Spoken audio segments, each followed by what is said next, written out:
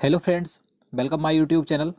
आज के इस वीडियो में हम बात करेंगे जो इंडियन करेंसी है उससे संबंधित कुछ महत्वपूर्ण क्वेश्चन देखेंगे, जैसे कि 200 रुपये के नए नोट के पीछे किसका चित्र अंकित है। इस प्रकार के जितने भी क्वेश्चन आपसे एग्जाम में पूछे जा सकते हैं, आज हम उन सभी को देखेंगे। तो इसलिए वीडियो को पूरा देखते रहिए। और अगर आप हमारी वीडियो पहली बार देख रहे हैं तो हमारे चैनल को जरूर सब्सक्राइब करें, साथ ही उसके साइड में बेल आइकन जरूर दबा दें ताकि आप आने वाली सभी वीडियो को देख सकें। तो चलिए आज का वीडियो शुरू करते हैं। आज का हमारा पहला क्वेश्चन है, 50 रुपये के नए नोट के पिछले हिस्से पर किसकी तस्वीर छापी गई है। देखिए, जितने भी क्वेश्चन मैं आपके लिए इस वीडियो में लेकर आया हूँ करेंसी से संबंधित और कुछ क्वेश्चन करंट अफेयर्स के भी हैं। तो अगर आपको उनमें से किसी का भी आंसर पता है तो हमें कमेंट में बता सकते हैं। तो यहाँ पर इसका राइट आंसर ऑप्शन बी हो जाएगा, हम्पी। आपको ध्यान रखना है, जो इस समय पर नया नोट आया हुआ है 50 रुपये का, उसके पिछले हिस्से पर हम्पी की तस्वीर छपी है। अब आपको ध्यान रखना है कि हम्पी क्या है। देखिए, जो हिस्ट्री में विजयनगर साम्राज्य था तो उसकी राजधानी हुआ करती थी हम्पी। और अगर हम बात करें कि हम्पी वर्तमान में कहाँ पर है, तो आपको ध्यान रखना है ये कर्नाटक राज्य में स्थित है। और देखिए, आपको यहाँ से एक पॉइंट और ध्यान रखना है, जो इस समय पर 50 रुपये का नया नोट है, इसका आकार यानी कि इसकी लंबाई चौड़ाई कितनी है, आपको ये भी ध्यान रखनी है। अगर हम बात करें इसकी चौड़ाई की तो 66 मिलीमीटर इसकी चौड़ाई है। और अगर हम बात करें इसकी लंबाई की तो 135 मिलीमीटर इसकी लंबाई है। तो आपको ध्यान रखना है ये मिलीमीटर में है। चलिए नेक्स्ट क्वेश्चन देखते हैं। क्वेश्चन नंबर 2 है, 100 रुपये के नए नोट पर पीछे की ओर किसकी आकृति छपी है। देखिए, इससे पहले क्वेश्चन में हम बात कर चुके हैं 50 रुपये के नोट की, तो उस पर हम्पी की तस्वीर है। इस क्वेश्चन में 100 रुपये के नोट पर बताना है किसकी आकृति छपी है। तो इसका राइट आंसर ऑप्शन डी हो जाएगा, रानी की बाब। देखिए, आपको ध्यान रखना है, जो रानी की बाब है ये गुजरात के पाटन में स्थित है। तो 100 रुपये के नए नोट के पीछे रानी की बाब का चित्र अंकित है, तो आपको ध्यान रखना है। और देखिए, अगर हम बात करें इसकी लंबाई चौड़ाई की तो 100 रुपये के नए नोट की जो चौड़ाई है 66 मिलीमीटर ही इसकी चौड़ाई है।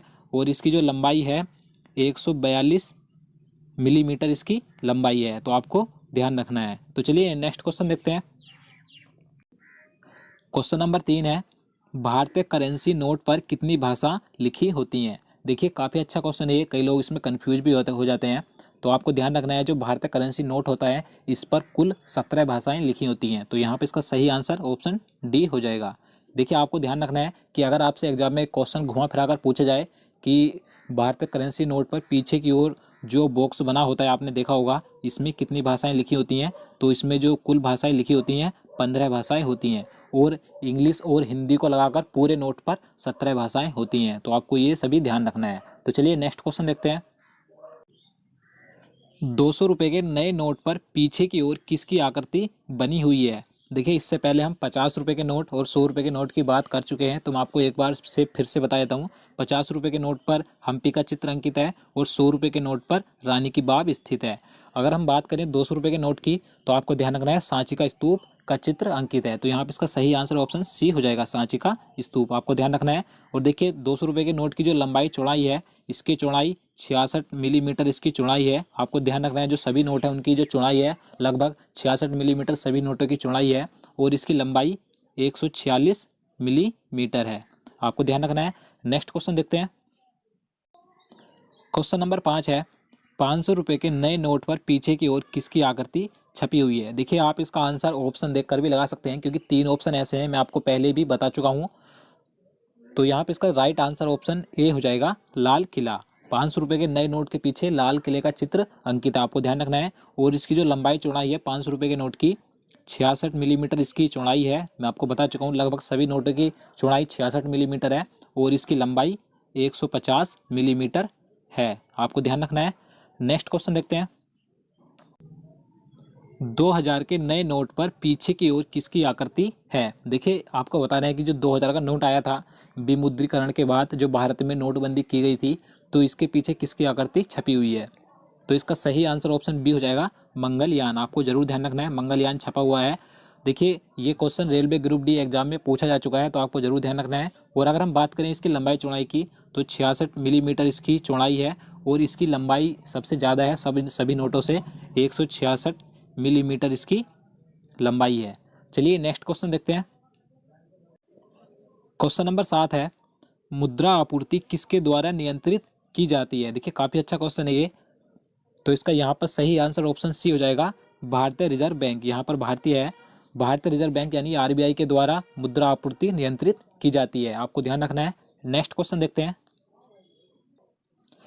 भारत में नेशनल स्टॉक एक्सचेंज का मुख्यालय कहाँ स्थित है? देखिए ये क्वेश्चन भी काफ़ी महत्वपूर्ण है, क्योंकि ये क्वेश्चन भी एग्जाम में कई बार पूछा जाता है, तो आपको पता है तो आप इसका आंसर लगा सकते हैं। तो इसका राइट आंसर ऑप्शन डी हो जाएगा, मुंबई। जो भारत में नेशनल स्टॉक एक्सचेंज का मुख्यालय है मुंबई में स्थित, आपको ध्यान रखना है। और अगर हम बात करें इसकी स्थापना कब की गई थी, तो आपको ध्यान रखना है 1992 में इसकी स्थापना की गई थी। चलिए नेक्स्ट क्वेश्चन देखते हैं। क्वेश्चन नंबर 9 है, भारत में पहली बार बैंकों का राष्ट्रीयकरण कब हुआ था? तो इसका राइट आंसर ऑप्शन बी हो जाएगा 1969। आपको ध्यान रखना है 19 जुलाई 1969 को भारत में पहली बार बैंकों का राष्ट्रीयकरण किया गया था, और पहली बार 14 बैंकों का राष्ट्रीयकरण किया गया था, आपको ध्यान रखना है। नेक्स्ट क्वेश्चन देखते हैं। क्वेश्चन नंबर 10 है, वर्तमान में आरबीआई के नए गवर्नर कौन है? देखिए ये क्वेश्चन मैं आपको पहले भी करंट अफेयर्स के माध्यम से बता चुका हूँ, तो आपको पता होगा। तो इसका राइट आंसर ऑप्शन बी हो जाएगा, शक्तिकांत दास। ये आरबीआई के नए गवर्नर बने हैं वर्तमान में, आपको जरूर ध्यान रखना है। नेक्स्ट क्वेश्चन देखते हैं। वर्तमान में भारत में कुल कितने उच्च न्यायालय हैं? तो यहाँ पे इसका सही आंसर ऑप्शन ए हो जाएगा 25। देखिए आपको ध्यान रखना है कि इस समय पर वर्तमान में भारत में जो उच्च न्यायालयों की संख्या है 25 है, तो आपको जरूर ध्यान रखना है। और देखिए जो 25वां उच्च न्यायालय बना है, आंध्र प्रदेश उच्च न्यायालय 25वां उच्च न्यायालय बना है, आपको ध्यान रखना है। और देखिए 1 जनवरी 2019 से पहले आंध्र प्रदेश और तेलंगाना का जो उच्च न्यायालय हुआ करता था, हैदराबाद हुआ करता था, आपको ध्यान रखना है। और देखिए आंध्र प्रदेश का अलग हो गया है और तेलंगाना का अलग हो गया है। आंध्र प्रदेश का आंध्र प्रदेश उच्च न्यायालय है और तेलंगाना का हैदराबाद उच्च न्यायालय है, आपको ध्यान रखना है। और देखिए जो आंध्र प्रदेश के मुख्य न्यायाधीश बनाए गए हैं CB प्रवीण कुमार हैं, और तेलंगाना के मुख्य न्यायाधीश B राधाकृष्णन हैं। और देखिए आंध्र प्रदेश की राजधानी अमरावती है और तेलंगाना की राजधानी हैदराबाद है, आपको ये सभी बातें ध्यान रखनी है। चलिए नेक्स्ट क्वेश्चन देखते हैं। क्वेश्चन नंबर 12 है, केंद्रीय सूचना आयोग के नए मुख्य सूचना आयुक्त कौन बने हैं? देखिए काफी महत्वपूर्ण क्वेश्चन है, करंट अफेयर्स का क्वेश्चन है, तो यहाँ पे इसका सही आंसर ऑप्शन बी हो जाएगा, सुधीर भार्गव। ये नए सूचना आयुक्त बने हैं, आपको जरूर ध्यान रखना है। और देखिए इन्होंने किसका स्थान लिया है, आपको ध्यान रखना है, RK माथुर का इन्होंने स्थान लिया है। और इन्हें जो शपथ दिलाई गई है राष्ट्रपति रामनाथ कोविंद जी के द्वारा इन्हें शपथ दिलाई गई है, आपको ध्यान रखना है। नेक्स्ट क्वेश्चन देखते हैं। भारत द्वारा G20 शिखर सम्मेलन का आयोजन किस वर्ष किया जाएगा? तो इसका राइट आंसर ऑप्शन डी हो जाएगा 2022। देखिए 2022 में भारत में G20 शिखर सम्मेलन का आयोजन किया जाएगा, आपको जरूर ध्यान रखना है। और देखिए अगर हम बात करें 2018 की, कि 2018 में कहाँ पर किया गया था, आपको ध्यान रखना है ब्यूनस आयर्स में किया गया था, अर्जेंटीना की राजधानी में। चलिए नेक्स्ट क्वेश्चन देखते हैं। क्वेश्चन नंबर 14 है, 2019 में गणतंत्र दिवस समारोह में भारत के मुख्य अतिथि कौन होंगे? तो इसका राइट आंसर ऑप्शन ए हो जाएगा, दक्षिण अफ्रीका के राष्ट्रपति। आपको ध्यान रखना है 2019 में गणतंत्र दिवस यानी कि 26 जनवरी को जो भारत के मुख्य अतिथि होंगे दक्षिण अफ्रीका के राष्ट्रपति होंगे, जिनका नाम सिरिल रामफोसा है, आपको ध्यान रखना है। नेक्स्ट क्वेश्चन देखते हैं। हाल ही में ओपेक की 175वीं बैठक कहाँ संपन्न हुई? तो यहाँ पर इसका राइट आंसर ऑप्शन डी हो जाएगा, ऑस्ट्रिया। देखिए अभी हाल ही में ऑस्ट्रिया देश में ओपेक की 175वीं बैठक संपन्न हुई है, आपको ध्यान रखना है। देखिए आप सोच रहे होंगे कि ओपेक क्या है, मैं आपको इसके बारे में बता देता हूँ। देखिए जो ओपेक है, मैं यहाँ पर लिख देता हूँ, OPEC, ओपेक। इसकी जो पूरी फुल फॉर्म होती है, organisation of the petroleum exporting countries, आपको ध्यान रखना है। यानी कि पेट्रोलियम निर्यातक देशों का एक संगठन है ओपेक, इसमें 15 देश शामिल हैं इस संगठन में, आपको ध्यान रखना है। और देखिए इसका जो मुख्यालय स्थित है वियना में, इसका मुख्यालय स्थित है, आपको ध्यान रखना है। तो चलिए नेक्स्ट क्वेश्चन देखते हैं। क्वेश्चन नंबर 16 है, हाल ही में सबसे तेज 25 अंतर्राष्ट्रीय टेस्ट शतक लगाने वाले भारतीय बल्लेबाज कौन बने हैं? तो इसका राइट आंसर ऑप्शन बी हो जाएगा, विराट कोहली। देखिए भारत की ओर से अंतर्राष्ट्रीय टेस्ट क्रिकेट में सबसे तेज 25 शतक लगाने वाले खिलाड़ी विराट कोहली बन गए हैं, आपको ध्यान रखना है। और देखिए अगर हम बात करें भारत की ओर से दूसरे नंबर पर कौन से खिलाड़ी हैं, आपको ध्यान रखना है, सचिन तेंदुलकर हैं, जिन्होंने 130 पारियों में 25 शतक लगाए थे। और विराट कोहली ने सिर्फ 127 पारी में 25 शतक लगाए हैं, आपको ध्यान रखना है।